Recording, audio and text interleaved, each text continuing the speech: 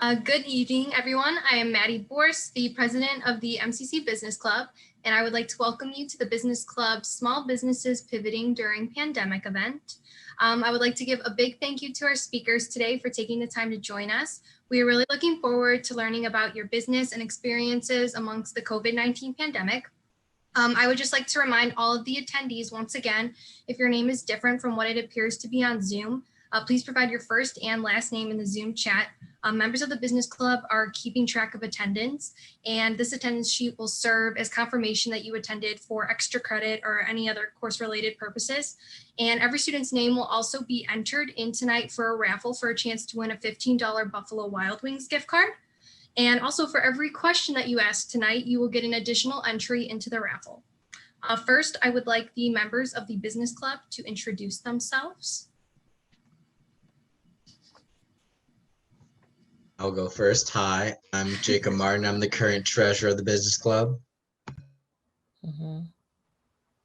Hi, I'm Liz Barnicki. I am the social media marketing director of the business club. Hi, I'm Ian Brokamp. I'm a member of the business club.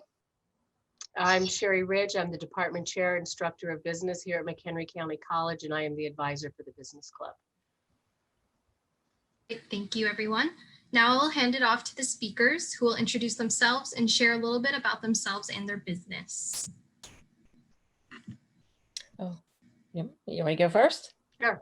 Since I'm up there at the top, I'm Lori McConville, and I am the owner of Marvin's Toy Store in Crystal Lake downtown.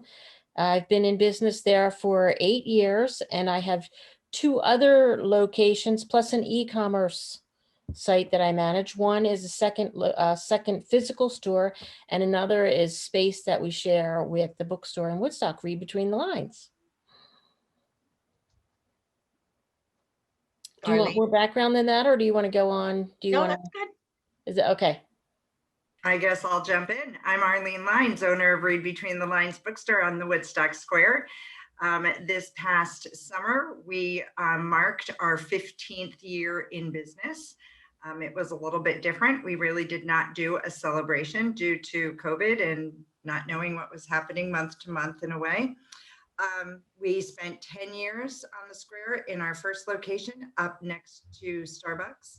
And we have been in our current location, which provides us with our own cafe, coffee, teas, espresso drinks, ice cream, candy, and the mini Marvin's pop-up shop up there as well. Thanks for having me. Thank you. My turn. I'll go. Yep. My name is Sumish Parikh. I own the Dunkin' in Crystal Lake, Cary, and Fox River Grove. Been in business for about 15 years as well. Started off in Cary back in 2005 and just kind of had 4 locations and grew since. Grew up in Crystal Lake and kind of went through the entire D47 155 program. And then I'm back doing business, hoping, my story will inspire others to get into their own business if they like. So. All right, thank you so much, speakers. Now it's time to leave the floor open to attendees to ask any questions that they have. So who would like to start? Can we also, before we start, we ask that everyone, this is a business meeting, and out of respect for our meeting as well as our speakers, that we have our cameras on and that you also are muted unless you have a question to ask. Also, all attendees are going into a raffle. We're going to use a random number generator. So as you've signed in, I've assigned you a number, and for every question you ask, you will get another raffle number.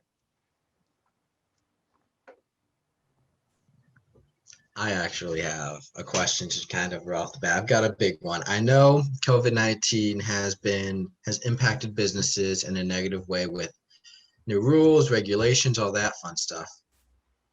But has it at all been beneficial to you guys, especially in the online matter, or kind of getting a feel for, we can kind of get into a groove with this? So what are the positives of COVID? Because I'm so sick of hearing about the negatives. Well, since you mentioned e-commerce, That is for our little toy store. We have a small space and I never intended to go online. I thought that, that was just not my interest, but I am I own the business with my daughter, who is in her 30s and very flexible with technology. So the benefit for us was having her there to set up an e-com to support our business through COVID. It was just that though, a support, and now uh, it's it's a part of the business now that we're going to have to manage, and it's become another branch. So though it's a positive that we've done this and that we've been flexible, we've proven to ourselves that we can adapt, because you can see these things like this, like COVID, a disease comes along and it flips you upside down, and you have to be very flexible to handle it and be ready to respond. So it has added to the business, and I think it's going to benefit us. However, it is like managing a whole different animal than the physical store itself. So that's very challenging, but that's the way that it is. And we have to, we accept that. Lori, do you fulfill your orders from your Barrington and Crystal Lake stores, or one particular, or both of them? We fill from our Crystal Lake store, but we serve both locations. It's not very active right now. It's very active when people are at home, and I expect it to be active again during the holidays, but it hasn't become an essential piece for regular everyday business, at least for what we're doing as a small retail business. Well, I think, it's been essential for me. I had my first 2 grandbabies, so it was fun coming in there when you opened and getting them their Christmas presents. Oh, nice. Thanks. Congrats. For us at the bookstore, I've always had an e-commerce site, but it really wasn't utilized very often. It was a major bone of contention with my husband, who has been keeping our books because it was pretty pricey. I kept it there. It was our website, although managed by us, is hosted by the American Booksellers Association. So I look at, I'm paying for, they're taking care of all the security, they're paying the state taxes for the orders that are going out around the country. Pre-COVID, we would process, 1 to 5 orders per week. Once we shut down and really started letting people know that that was there, I was probably processing close to 25 orders a day. In the beginning, it was not, we didn't have a way, since it's, like I said, a separate hosted by someone else, it did not interface with our store and our software company. It was never a high priority because none of us were really doing that level of business. So they've worked on that and fixed that. It was a huge boon for us because people who are our supporters, they reached out to their friends and family across the country, and now we are shipping all across the United States every single day. So it has tapered off a little bit. Like Lori said, since we've opened. However, I was just on a regional meeting 2 weeks ago, and the executive director of the American Booksellers Association did say that the retail trend is that people have gotten so used to shopping online and even from their independent stores that we're not going back, that this is the new trend, and it's a permanent, it will be a permanent piece of our business. So I would say that's been a positive, because it was a big learning curve to learn to process that many, because then we had we had an official shipping and receiving department created. If you had come to my store when we were closed during COVID and looked in my front door, it was the entire front of my store. There were boxes everywhere. It was crazy. But I would say the other thing I'm going to say that has been a positive is it has slowed down a little bit, but it's allowed us to develop deeper relationships with our customers who are coming in, with our customers who are reaching out via email and via phone. So we've been able to deepen and strengthen those those really our client relationships. I would second that. And I think as a small business owner, that's your, you hold on to that. That's your foundation, or your customers. There are people that I would see on a regular basis that would just come in to check on us, to see how we're doing. And I really realized how important that was, how to the community itself. You provide, you're part of that community, and they look forward to having you there. And it's been a little bit of a safety net for people. If you can imagine what toys are and kids at this time, they just kind of want to know that you're there and that you're going to be okay. And I feed on that as someone who's, when you're struggling financially and things are hard for your business, to have people telling you that you're needed and appreciated. I mean, I always tell them, I'll say, that's my fuel to keep going.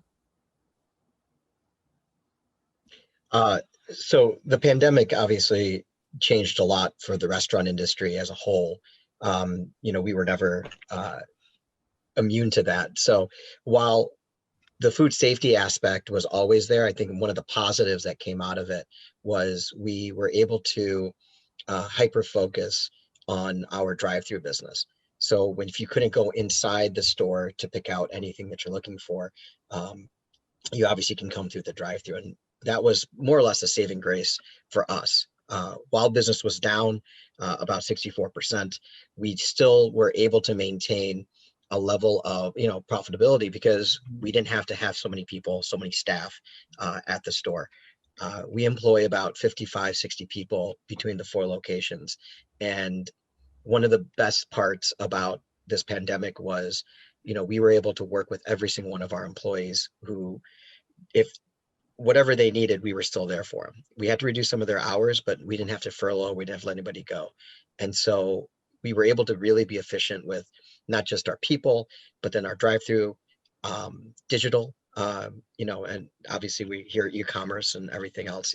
The app is a huge boon for us. We've had this thing now for, I think 3 or 4 years. We've always leveled, we've always maintained a 15 to 20%, or sorry, 8 to 10% utilization.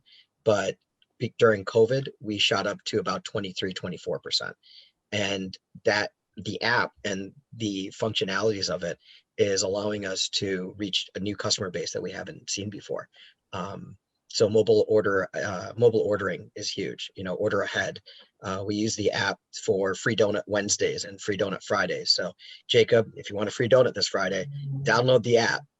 That's what you got to do. So, but that's been, again, an opportunity for us to really show, what show our consumers what they're looking for. The big thing that we also were able to kind of come out of was awareness. Honestly, everyone knows Dunkin', but not everyone knew Dunkin', if that makes sense. And so we were able to kind of showcase kind of some of our, beverages and sandwiches and everything else. As other businesses had to close down, we were able to still provide some of that food, the comfort food that they were looking for. Believe it or not, we own a Baskin Robbins as well. I own 2 of them along with the Dunkin', and ice cream sales. I mean, it was amazing to see the community come out when we did our do it yourself ice cream sundae kits. And people were coming, just like, Lori was saying, like, thank God you're here and we're appreciative of it. It's just getting that sense of community back, some sort of normalcy. Food is one way to kind of, bring something of that back home. So it's been pretty cool. That part, I think, is probably one of the most interesting pieces. I just didn't expect that. But then again, we live in McHenry County, so I should have expected it.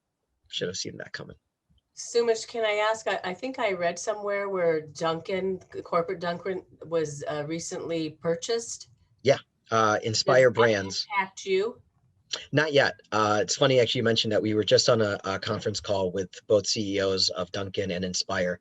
And that's one of my issues, is how are they going to transition? And so far everything is okay. So we'll see. When everybody says everything is fine, I really don't believe it. I have to see it. I have to wait, but my wife always tells me, it's like, when you tell me don't worry, I usually worry the most. So I try not to say don't worry anymore. But yeah, it's just been an amazing sense of consumer behavior. I think if the pandemic taught us anything, it's how consumers have also changed, how versatile they are. And if they really want something, they will figure out a way to get it, whether it's through e-commerce, whether it's through using the app or anything else. I mean, you never underestimate the power of a consumer. They will figure out if they want a book, a toy, or a cup of coffee. They will get it. So That is very true. I have a question. How much has social media marketing come into play since the COVID-19 pandemic has started? Have you guys used more or less, around the same amount?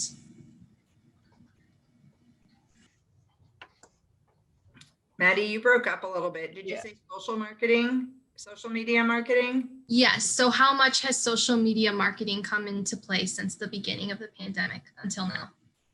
I would say we've always used social media marketing, except I don't know that I can really say we do more. I would say we probably do about the same. The change is we never expected sales out of it. It was just a matter of reminding people of our presence and, what we offered. And what we saw during the pandemic and the closing is that, well, and even now we sell. We're selling through our social media posts. People are paying more attention and purchasing what it is we're showing them. yeah, so as young and cool as I am, I suck at social media. I don't do it at all. We did TikTok though over the summer and or spring with my cake decorator. That was the coolest thing ever. But if you ask me how to do it, I don't know. But the brand did see, Dunkin' corporate saw this opportunity to really get in front of our consumers because, of course, with nobody going out, the cell phone or your smartphone was now the only viable option to reach you. And, I mean, if you're visiting websites, that's cool, but most people were on their phones. So Facebook was tremendous. I think they did a great job advertising and getting out there. We saw Facebook as an opportunity, as Arlene was saying, to kind of generate sales, but we were looking at it also from, again, an awareness standpoint. Like, we're still open, here's what we're doing, here's how we're protecting our customers, here's how we're protecting our employees. That kind of messaging really made a difference. And that's the funny thing is that what we used to do, maybe in terms of marketing, like a lot of maybe B2B or newspaper or even just sponsorships, because they went by the wayside, you had some extra cash. And what I realized, and again, like I said, I'm an idiot when it comes to this stuff. It's so cheap. Facebook ads, you could reach 10,000 people for a fraction of the cost of, some other sponsorship or, some sort of digital or traditional media. So that was a huge learning curve for us.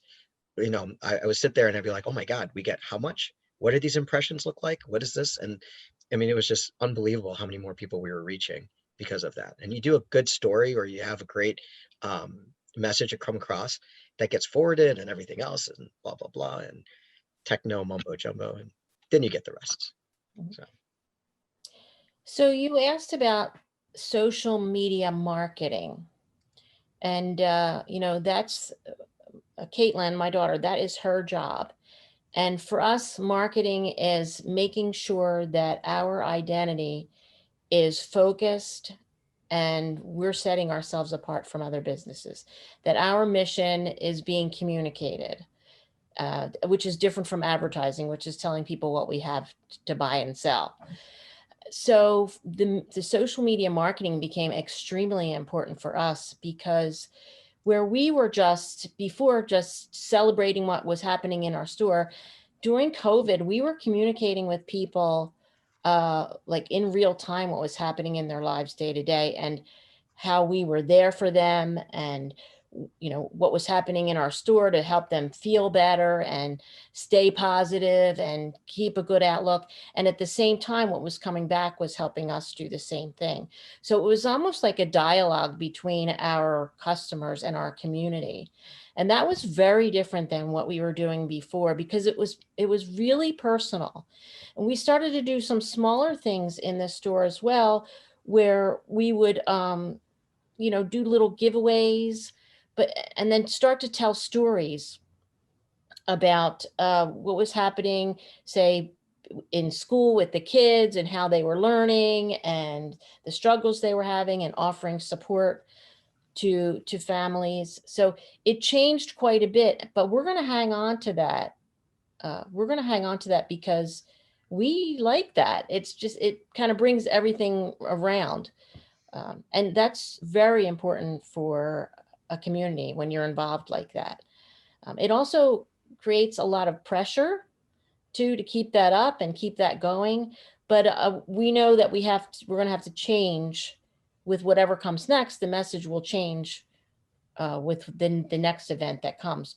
But it makes it's really fun at the same time.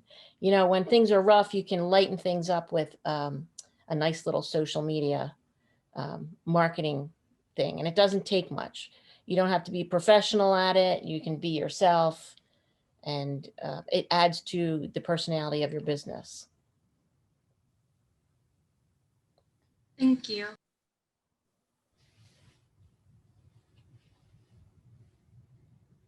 Anyone else have a question? I could go again if no one else has one. I've already asked about the positives, and I obviously know there's been a lot of negatives about that, so won't go into all that depressing stuff. But what has COVID-19 just made you realize? Like, I guess what did it make you realize about your business? Like, hey, maybe we need to put more time and effort here, or we need to branch out more. What has it made you realize about your business?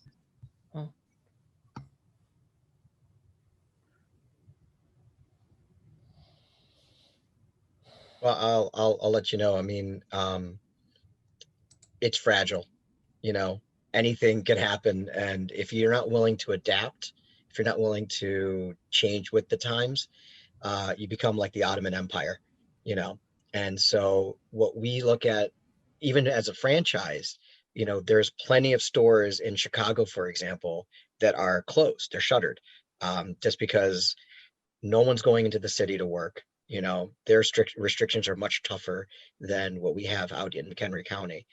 And unfortunately, those franchisees have now lost, tens of millions of dollars. Whereas maybe prior to COVID, they would have been fine. We're blessed to be out in this area. We have a great ecosystem here. And you have, like I said, consumers who love supporting, businesses in and around themselves. So, you have to be out there. You have to be able to put yourself in the forefront.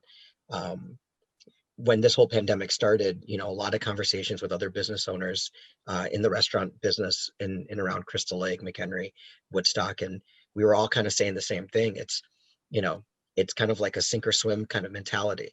We have to be okay with that. We have to be able to kind of just embrace it. And while some restaurateurs, had to do limited hours or limited this, limited that, it was still something that was out there. People were still patronizing them. And that's what we can only ask for. You just do your best. You just put yourself out there. What I did notice too, how nimble a lot of business owners are. If you're small and you have maybe some limited inventory or a lot of inventory, people were just changing left and right. I thought that was pretty cool. Some of the places I frequent, I like going to, after the shelter in place was over, it's like, as it, didn't miss a beat. They actually went back. Everything was perfect. It was like, oh man, good to see you again. So, and as a consumer, I appreciated that. That was really cool. I appreciated the extra safety features, the attention to detail, the protections that they had for the consumer. I thought that was really nice. So, but remember, not every county, not every area shares the same experiences that we probably went through. Friends of mine in Lake County, friends of mine who are in Indiana, California, I have family out there and they're devastated. Florida, same thing. Just not perfect. friends who have hotels. I mean, they actually ended up selling and got into the stock market, made more money in the stock market than they did with their hotel because the markets went up tremendously. I'm an idiot for not investing, but yeah, that's kind of how I see it. It's fragile. The businesses, if you don't if you don't pay attention, they can go by the wayside pretty quick. So. For my business, I think one of the things, there's a couple things I learned. One is how much of a community center we truly are in Woodstock and the surrounding area.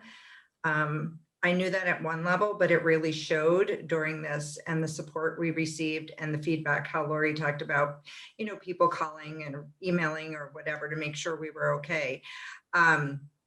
I also always had, for the retail stores, I had the longest hours of any retail store on the square.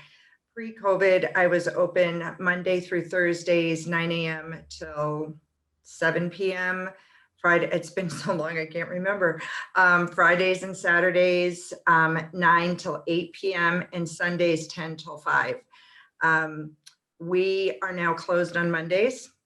We are open Tuesdays 9 to 2, Wednesday, Thursday, Friday, noon till 4. Saturdays, we just extended from 9 to 2. We went to 9 to 3 to 9 to 4, and Sundays only 1 to 4. And my business really is that, not the last 2 months, really August, September, and even October, not that far off. So what it taught me is that, as Shamish said earlier, your customers adapt. And what our local customers are adapting. And if our hours aren't convenient, they're still ordering from us. They're paying to have the book shipped. I do free delivery. There's a lot of options there. And it's really taught me that it's okay. Because before, when people have looked at, when down times and they said, why don't you cut your hours and save some money? I very much was like, yeah, nope, can't do that. Need to be there. And so that's one of the things I've learned.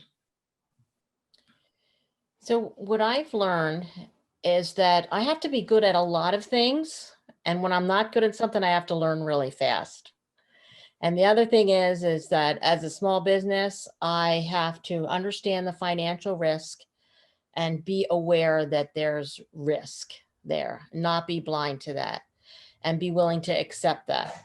So at a moment's notice, your business can be taken away from you because of factors that are totally out of your control. But it also helps you redefine who you are and be nimble, like you were saying. And but that, I think, as an entrepreneur and a small business owner, that's why you do it. You accept that part of the challenge, and that's good for me. I like that. It's really scary when your money gets threatened, though. Toys are selling right now. But I have all those extra things going on as well, curbside pickup and e-com and extra, but I can't ship. It is so expensive for me to ship unless I contract, but I have to have a certain amount of shipping business to contract. So that's not really something I can do financially for my business. So I have to be available more hours for my customers because they want to come in, but at this time, they don't want to come in to a crowded store. Now, some other downtown businesses are cutting their hours, but we're heading into fourth quarter. It's if my store is very crowded right before Christmas. So how do I anticipate an increase of business with limited space and still not spend more money? Because I don't have it, it's just not there. I didn't have the buildup in the spring for the product that I need now. So even though we're probably going to do really well this quarter, I didn't have that future income from before. And the other thing is, if it's the restaurants now that are taking a big hit and the arts, well, the next go around may be me. So I have to remember the other businesses and make sure that I'm respecting them and knowing that, we're going to take turns when things go up and down.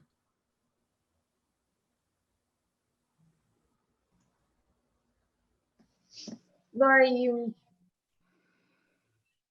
I was gonna say, Lori, you made a good point that now we're going into holidays. So as far as like you and Arlene, how have you started to make plans of how you're going to adapt your business during holiday to accommodate holiday shopping? And then also, Shumish, does holiday look different for you also? We have started to make plans. We've talked about it as a group, our employees. We've gotten together to talk about how we want to handle this because we have to protect our employees. We want to make sure that they're safe as well. So I asked them how comfortable they are in the store first and make sure that they feel good with people coming in. And I know my community, we've kind of been training the community. No, you do not enter without a mask. And most people have accepted that. Very few people haven't, but the whole downtown is doing that. So you have support. In the morning, we're making sure that we're wiping things down. I have available things to wipe hard surfaces down, plenty times to wash your wash your hands and do all those things and doing it in front of the customer so they know that it's happening while they're there. The other thing is, the shields, the plexiglass, which is pretty common. Everybody's doing that. And then the big thing is limiting the people in the store. And that's kind of the scariest piece because the employees don't really want to do that. That's a hard thing for an employee to do.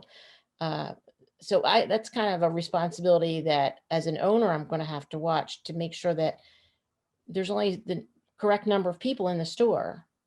And we've decided on pods rather than numbers of people. So if you're in here with your family, we can have up to 6 pods in the store. Like mom and a child, grandma and grandpa over here, and then watch the distance. And I'll say in the store, please watch your social distancing, in a very nice way, in a fun way in the store. But just as a reminder, and people are fine with it. They're okay. They're very accepting. What do we do when people have to stand out in the cold? I'm not really sure what I do. But hopefully people will walk around or, find ways to make it work for them the way they want to do it, and we'll try to be there for them the way that they are there for us. We're doing a lot of the same things. We've had a meeting about extending our hours. Our employees already feel pretty safe in the store right now with what we've installed, the air purification, the plexiglass, the wiping down of the bleach, all of that of the hard surfaces. What's hard is the limiting of the people that Lori talked about. Right now, we're limited to 25 people in our store. I think it's actually 23.3, but there's really not people out there, like I call them counting police. There's really not counting police. So we just made it an even 25. People have been pretty good about spreading out. There are some open spaces in the store, so we don't have to manage the social distance so much. The hard part for us up on the square is there's traditionally some really big events where hundreds, if not thousands of people attend. One of which, the quickest one coming up is lighting of the square. So if anybody's been up there, especially last year, you will have seen that there were 5,000 people on the square last year. My store, you typically can't move in it. I have claustrophobia, so that night is rough for me. You will often find me in the cafe washing dishes to just have myself removed. But the city came to us in August and asked about feedback. And my feedback was, I didn't want a lighting of the square in the traditional sense. They are doing it virtually is how they are doing it. They know that some people will still come to the square. They are asking for some of us that if we would be willing to stay open. I have said no to that. And the main reason is I think it's a greater risk to ask people. I think people are going to get angry with crying children and whatever having to wait outside of a store. on that night. And I am going to be selfish. I didn't want to, because like Lori, I would not ask an employee to do that. I'm not even going to ask my husband to do that. It would have to be me. And I don't want to be in that position. So I think it's just easier to say no. We'll be closed that evening. But yeah, so we're going to do a big push for private 30-minute private shopping appointments. A lot of my clientele, a good percentage, are elderly, and they're very, very nervous right now. And they don't like online, and I don't blame them. I'm not a fan of buying things online either. So we're going to do a big push of morning. We are extending our hours, but we'll be doing earlier morning private shopping hours. Arlene, will your customers be required to make an appointment? Yeah, they'll have to make reservations for that. And they'll have to be, you know, because I'm going to have to manage staffing. It's going to be me and at least one other. I think one of the things we've always offered, like Lori, we've always offered complimentary gift wrapping.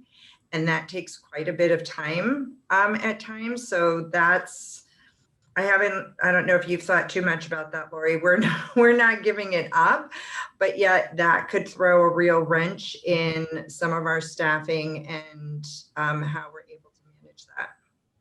That's a really neat idea with the appointments. Yeah. We're not gift wrapping more than 3 gifts. So because we don't want, I can't have the staff. I can't have someone there. Can't afford it this year. And I can't have someone waiting for 6 gifts to be wrapped either. We might do something, you know, if they ask and they want to come back, but then I don't really want to be there late hours doing that. So I think we'll still do it, but on a smaller scale. And again, I think people will understand. I agree. Lori, I was going to reach out and see what you were doing about that. And I think, you know, I'm not ordering, we have a lot of leftover holiday paper from last year, and I'm not ordering new. And when we run out, we run out. And people have been very understanding about changes that we've needed to make. You know, we are really, just as a point, we're really being careful with the air, the circulation in there. And we'll be opening our doors like every hour. We'll let some fresh air in, even when it's cold, because I think that's the key to keep the air moving in a tight space. So I try to think about that, keep that at the forefront of my mind. All the other little things you do, but that movement of the air, I think that's one of the most important things right now. For us, the holidays are like just phenomenal. Right? Q4, everybody does really well. But with consumer behavior changing, the patterns changing, everyone getting their packages delivered, not a whole lot of Black Friday shopping apparently going on anymore. So nobody needs coffee at 2 a.m. as they were standing in line outside of Best Buy or whatever they're drinking. So yeah, we have to rethink our strategy. A lot of it is what we're looking at now are gift baskets, things that we've done in the past, but we're going to put emphasis on that. So our lobbies are open, but it's all counter service, no dining. So people are just coming in, picking something up and leaving. We're not going to see, so far, for example, Halloween was busy, but not as busy as it was last year. And partly because nobody wanted to do anything. I mean, it was kind of like a weird day for everybody. Well, for not everybody, I guess. A lot of the younger folk went out and partied. I saw things that were happening. I was like, what the heck? People are actually having Halloween parties, but so be it. But I think that Christmas and Thanksgiving, I think around that time, it's just going to be, it's just gonna be weird. I don't know what to expect at this point. We're going to continue to do what we do. We'll just kind of watch the trends as it happens. But again, that's the kind of thing we do as entrepreneurs and business owners, is just watch and learn. Consumers are amazing. Lori and Arlene actually hit it right there on the head. They're so understanding of the situation. And your customers are probably amazing. I have amazing customers too, but then you get like 5 or 6 of them that will walk in without a mask, or they will, get mad because our restrooms are closed. We don't allow anybody from the outside to use our restrooms. and they just get upset and they walk out yelling and screaming. So they're still part of the population that we have to educate as our employees. But again, we're not the mask police, we're not the counting police, we're not that. We just coffee in a cup, donuts in a bag. That's all we do, and smile. Make sure everything is all set. So it's just a very interesting time, and we hope that we do like more DIY kits, like the do-it-yourself donut kits that we did back in the beginning of the year. We'll probably do more of that holiday stuff, the holiday DIY kits, stuff that you could just bring families together. So just changing the mentality of what the holidays look like with Dunkin', and how we can still integrate and be part of your life in some way, shape, or form. So, but that's a good question. Yeah, I have a question. Just bear with me with my accent, please. For instance, right now with the pandemic and all the situation that is happening with business, especially small business are being impacted very hard.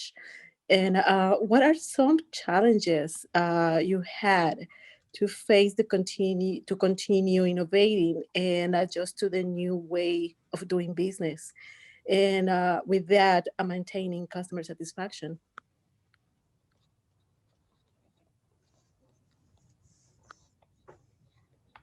I'll go. I think one of my biggest challenges that I thought was me, but it was also my staff, is the exhaustion. There is a lot of mental exhaustion with the uncertainty, the making sure your staff is safe, the financials, what to do with your inventory. Lori and I are in a similar situation of holidays. What do we do? How many people are going to come out and shop? Are we going to get shut down? What are we going to do if we are shut down and we have a store full of inventory? Things like that. So the constant thinking and uncertainty has posed for me a very high level of exhaustion. And I would say that that's been my biggest challenge, and something I've needed to overcome is taking care of myself. That when I go into my store, that I don't present that not only to my customers, but also to my staff, that I need to have a very positive outlook for my staff so we can present that to our customers. And, like we mentioned earlier, they want to know that we're okay. And we are okay. And like Lori said earlier as well, I believe we're going to be okay. When somebody questions me about how I've cut my hours, I tell them, I have a 10-year plan. We just passed 15 years. I have another 10 years in me, I believe. But there are no guarantees, like we all know and have learned this year. So if this is what I have to do for 1 year to last 10, and it's amazing when you say to somebody that you have a 10-year plan, that you expect to be there another 10 years for them. And, you say, I have 10 years, but this is what I have to do for 1 year. It really helps them put it in perspective, and then it calms them down. So anyway, the challenge for me has been the exhaustion, just managing the exhaustion and keeping a positive attitude. And really, I really haven't taken a break yet. So hopefully next week. Arlene, you got it right on. I mean, the emotional and mental toll of it is probably the biggest challenge. And when you have employees, you have to handle what's coming to their families as well. And, we set a schedule for 2 weeks and it changes within 5 days. So there's nothing consistent about what's going on. Someone gets sick, someone gets scared, their child needs them, their mother's not doing, can't babysit. All those things impacts the everyday running of your business. And you, as the person in the forefront, have to take that all on and manage all that for them, and then also take care of yourself and deal with the government with loans and paybacks and where you're going to get the money and how you're going to, new things that come at you quickly that you have to learn fast and hope that you don't miss a detail so things don't take a bad turn for you. So it's, And that will never be understood by your customers. That is something that they don't see. And they won't understand unless they do what we're doing. But knowing that they appreciate you makes it worthwhile. Yeah, Yeah, that's so true. I'm sorry, I interrupt. I need to give you an apology. I don't have my picture up, my face. You guys cannot see it because my computer broke. It's not an excuse either. But I just set up my phone and I wasn't able to put my my video here. But I do respect all, and I really didn't want to miss this meeting. No, that's fine. I just was going to let you know that, customer satisfaction is probably one of the hardest to do, especially when there's so much uncertainty in the environment. You don't know what their position is. You don't know what's going on. Yes, they come to you, but they come to you looking for something. But most of the time, maybe they're just looking to just get out of the house or just to have some other human interaction. And that's I've seen that in my business is I've had the same mom will come with her kids just to come to the drive-through, just get one sprinkle donut, but she's like, I'm talking to someone else besides my 5-year-old, and thank God for that. Like, thank you. And then I'm thinking, I see people every day, and I go back and it just took that guest satisfaction to a whole different level. It's not just making sure their coffee with cream and sugar is right anymore. It's how are we treating their mental anguish. When the governor came out and deemed first responders as essential personnel, and everybody else who nurses, doctors, everybody else, I guess, and the people in some of the restaurant industry, he kind of just put us by the wayside. So for about 2 weeks or so, we weren't even sure if we were going to be open or not. A lot of restaurants, they weren't deemed necessary or essential, so they shut us down, or at least that was the idea. We lobbied, no, so I take that back, not we, but the Illinois Restaurant Association lobbied on our behalf to keep certain places open. And we were fortunate enough that we could, and we were able to serve people. But it did take a toll. A lot of my, employees were immunocompromised. They had asthma or they had some other underlying condition. I had one employee whose mother was going through chemo. So from 50, I had 30. and it was even, it's no fault of our own. It's just people were just scared, and rightfully so. Myself, I still am immunocompromised. So, but again, I had to be there. If I wasn't there, then there's no leadership. And if there's no leadership, then it's like inmates running the asylum. And that's crazy. Like, you don't want the employees to do that. So the mental toll is huge. That's probably one of the hardest. You can't even quantify how insane some of our employees can go through, because it's like, I think Arlene might've said this, that, or maybe Lori, but it's just like you have work and you're dealing with the public, but then you go home and you have to deal with your own life, and you have to deal with the things that are happening maybe with your, brother or sister, mom, dad, and even with the surge that's coming up now, we're seeing employees who are not sick, but their parents are. And so it's just, again, they're calling me and they're asking me, Sumish, what should I do? I'm not a doctor. I tell them what CDC says, and I say, okay, this is what you're supposed to do, and quarantine yourself. And he's like, but it's my mom, I want to give her a hug. I'm like, don't hug anybody, like, stop, like, just don't do anything, like, but of course, then we have to follow the guidelines and follow these rules that are cost, prohibitive sometimes. And, you look at, like, where's the relief, and how are we supposed to survive? And the plans that were great in the beginning kind of stopped. I think people stopped thinking about it, and government stops thinking about it. They're thinking, oh, everything's fine. And GDP grew and consumer spending's up.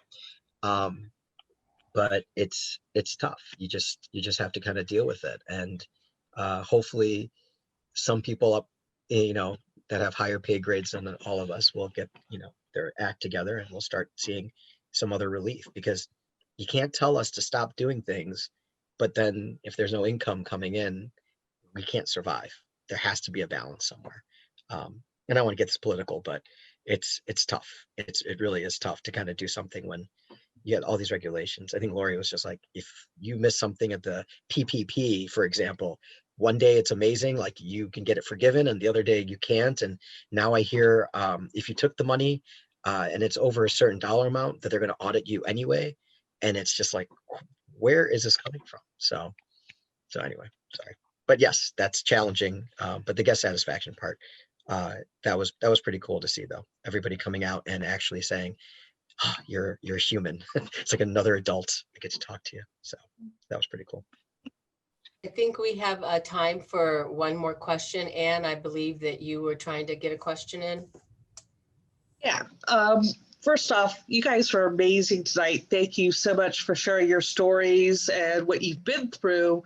A question I have is, you guys are successful business people. I know we were kind of talked about COVID, but we're a lot of business students here. So what word of advice would you give to us, or what word is important to you that drove you in your business?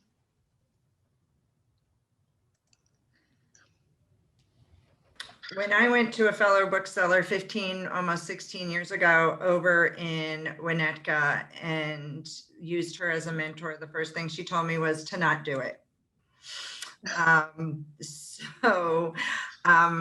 I've learned I'm pretty stubborn. As far as future business owners, I would say, I think you have anybody who is going into business now or in the near future or anytime in the future, you will never, ever forget this time.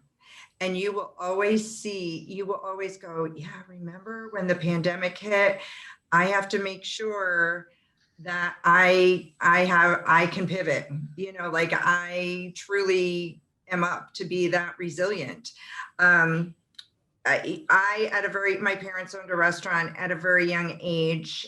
There was a major intersection that connected 4 different towns to where my parents' restaurant was. We were in northern New Jersey, just outside of New York City. So the layout of towns there is highly different than anything in the Midwest, even closer to Chicago. But they decided that this work needed to be done on the railroad tracks, and they closed down 3 of the 4 ways to get to the restaurant, and it put my parents out of business. So when my husband and I were setting up my business plan and we were gauging, what I might earn and what year, he was saying, and after this many years, we can start putting this kind of money away. And I freaked out. And I'm like, because to me, it was like, no, the railroad crossing is going to close. So that was a life lesson. And I think for all of you, that's a life lesson. Like, this time is a life lesson that you will never forget this, and you will know that you have to plan and prepare for the unknown. And God help us that there's no more pandemics like this. Yeah. So I would say the best piece of advice I would have is know yourself. Know who you are, know your skill levels, know your passion, and be prepared for risk. Be prepared for success, be prepared for failure, and emotionally as well as, on your books. So know what you're getting into, ask the hard questions before you get started. Passion alone will not make you a success.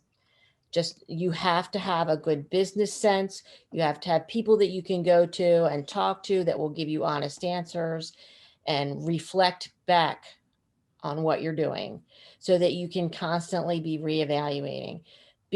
I think you have to be someone, if you're going to start a small business, you have to be someone who enjoys working and loves a challenge. So if you're up for all that, go for it.